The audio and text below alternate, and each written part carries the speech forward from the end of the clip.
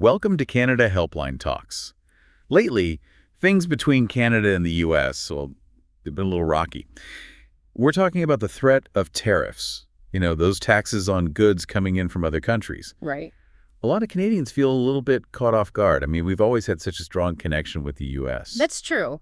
It's a pretty big deal, and it has a lot of people concerned. You're right. The two countries have always been close, both when it comes to the economy and politics. So let's break this down. What exactly caused these tariff threats? Well, it all started with President Trump. He decided to put a 25% tariff on a whole bunch of products coming from Canada. He said it was because of worries about illegal immigration and drugs being smuggled across the border we share. He also had some issues with what Canada contributes to NATO and how we handle border security. Yes, he did. He even said, more than once, that he'd like to see Canada become part of the U.S. The 51st state. Yeah, that's the one. That didn't exactly go over well here. No, it didn't. It was seen as a move that just caused more tension between the two countries. It feels like this is all part of his America First plan. It definitely seems to fit in with that strategy. He's trying to use tariffs to make other countries give in to what he wants. So how did Canada react to all of this? Prime Minister Trudeau made a public statement saying he was disappointed, and he announced that Canada would be putting its own tariffs on a bunch of U.S. goods.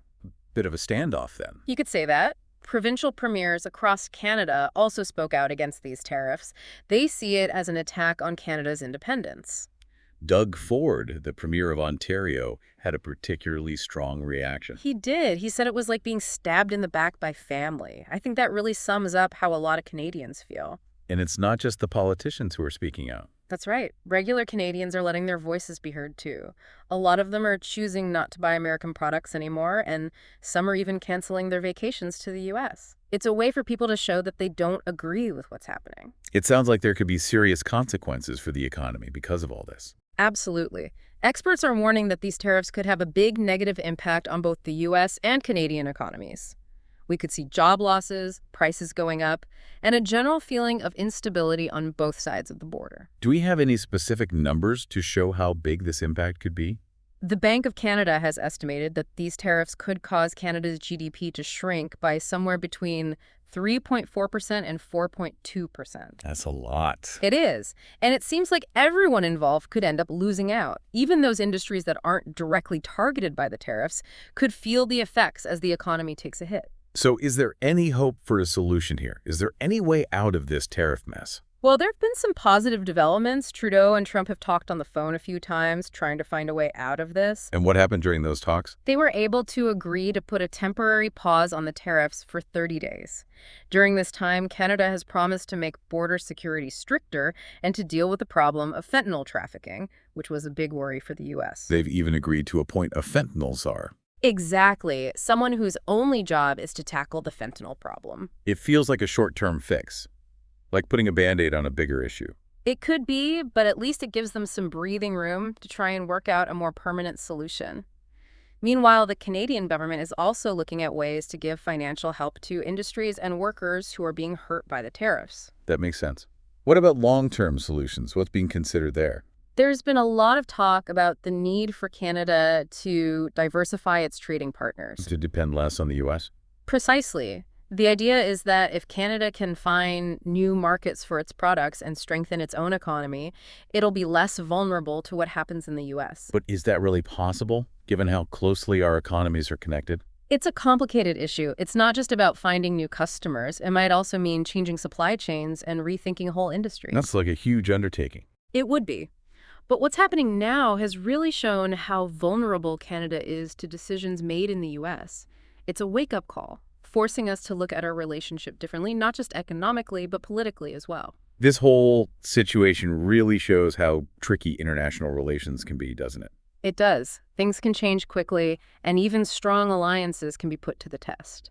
It's a reminder that we live in a world where things are always shifting and evolving. And speaking of shifting and evolving, how has all of this affected regular Canadians on a personal level? Well, there's definitely a feeling of betrayal, as we talked about before, but also a lot of confusion and worry. People are concerned about their jobs, their finances, their futures.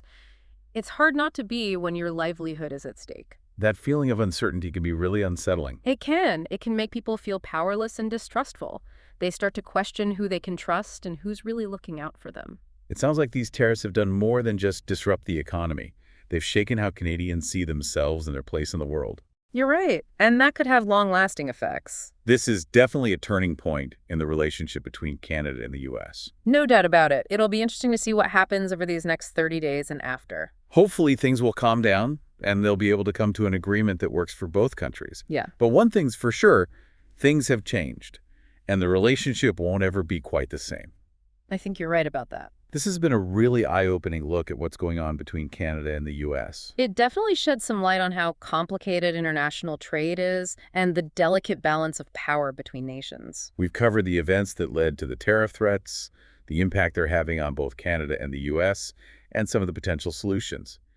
But there's another piece of this puzzle we haven't touched on yet. Which is? Mexico's role in all of this. Right, Mexico's been caught in the middle of this trade war, too. So let's turn our attention south of the border and see how Mexico has been affected by and responded to these threats from the U.S. It's an interesting parallel story. Mexico's relationship with the U.S., both economically and politically, is unique. And they've had their own set of challenges with President Trump. They have. Let's delve into the Mexican perspective on this whole situation and see how it compares to Canada's experience. Stick with us as we continue to explore this complicated world of international trade and diplomacy. Mexico found itself in a tough spot, too. They were also facing a possible 25% tariff on all the stuff they send to the U.S. It seems like President Trump was mostly worried about border security and the flow of drugs and people coming into the U.S. illegally. Yeah, that's right. He said that Mexico wasn't doing enough to stop fentanyl from being smuggled in and to keep people from crossing the border illegally. But Mexico wasn't just going to sit back and take that. Definitely not. Their president, Andrés Manuel López Obrador, stood his ground. He said Mexico would also be putting tariffs on American goods coming into Mexico. So they basically did the same thing Canada did. Pretty much. They said they were already working hard on the drug trafficking and border security problems, but they weren't going to be pushed around. It sounds like they were standing up for themselves. Absolutely. They wanted to make it clear that Mexico wasn't going to be taken advantage of. So what happened next? Did Mexico also get the tariffs put on hold? They did. After a lot of back and forth, President Trump agreed to hold off on the tariffs against Mexico for 30 days. And what did Mexico have to agree to for that to happen? They agreed to send 10,000 National Guard troops to their northern border with the U.S. to help tighten up security and do more to stop the drug trafficking. So it seems like both Canada and Mexico had to give a little to get President Trump to back down, at least for now. That's how it looks. But both countries insisted they were already doing a lot to address the issues the U.S. was raising. It's like they were trying to find a middle ground. They wanted to protect their independence, but also try to smooth things over with a powerful neighbor who can be a bit unpredictable. That's a good way to put it. It's a delicate game they're playing. And for Mexico, the stakes are especially high because their economy is so closely tied to the U.S. Exactly. Their economies are really intertwined, and any disruption to that trade relationship could have a big impact on both countries. It's interesting to see how Canada and Mexico have both handled this conflict with the U.S. They've faced similar problems, used similar tactics, and achieved pretty similar results. It shows that they're both resilient and know how to use diplomacy effectively. Both countries have shown they're willing to stand up for themselves, even when they're dealing with a superpower. It also shows that international relations are rarely simple. It's not a case of good guys and bad guys. It's all about different interests, shifting alliances, and a lot of gray areas. You're absolutely right. It's a complicated web of connections where what happens in one part of the world can affect things in another. And it's important for us, as people who want to understand what's going on, to be aware of these complexities and to try to see things from different points of view. I couldn't agree more. So as we wrap up this part of our conversation about the tariffs, we're left with a few questions. What will happen after that 30-day pause is over? Will Canada and Mexico be able to reach long-term trade agreements with the U.S.? Or will this be the start of a new era where countries are more focused on protecting their own interests and less on working together? Only time will tell. But one thing is for sure. The way countries trade with each other is changing, and the results of these negotiations will have a big impact on everyone involved. We'll keep a close eye on how things develop, and we encourage you to stay informed and involved. Your voice and your choices make a difference. That's right. We can all work together to figure out this complex world we live in. This has been Canada Helpline Talks, your guide to understanding global affairs. We'll be back next week to take a closer look at another important issue. Until then, stay informed, stay involved, and stay connected. And be sure to subscribe to Canada Helpline Talks to hear more in-depth discussions about global issues. Now, let's shift gears a little bit and talk about how these recent events have affected people's sense of national pride and identity in both Canada and Mexico. It's interesting to see how the tension with the U.S. has actually sparked a wave of patriotism in both countries. We've seen a big increase in Buy Canadian and Buy Mexican campaigns. People are consciously choosing to support businesses and products from their own countries. It's like a social and economic phenomenon.